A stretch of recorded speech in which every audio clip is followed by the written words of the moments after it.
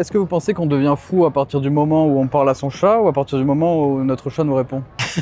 Ah, mais j'opterais pour la deuxième. Et puis bon, ça dépend de l'âge aussi. Quand on a 90 ans, qu'on a des troubles cognitifs, faut penser que son chat lui répond peut-être. Il y a beaucoup de gens qui parlent à leurs animaux, hein. C'est normal, c'est pas pathologique. Hein. Bon, c'est vrai que s'ils répondent, c'est un peu plus inquiétant, mais... Je pense que c'est à partir du moment où le chat il nous répond quand même.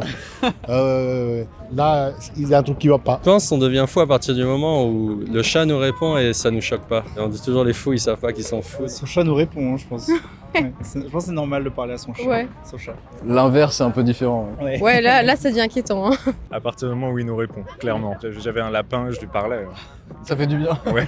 Et une patiente qu'on m'avait amenée qui était en accès maniaque. Alors maniaque, c'est pas quand on fait trop le ménage. Maniaque, c'est vraiment quand on a un trouble de l'humeur qui rentre dans le cadre de la bipolarité. Vous savez, les bipolaires, c'est où on est dépressif, ou on est maniaque. Et maniaque, c'est-à-dire qu'on a beaucoup d'énergie, on est euphorique, on parle très très vite, etc. Et cette patiente, par exemple, elle me répondait qu'en chantant, uniquement. Notamment quand j'essayais de la calmer et que j'essayais de lui dire « mais calmez-vous » doucement, elle me répondait en faisant « tout doucement, fermez pourquoi des sentiments différents ». Voilà.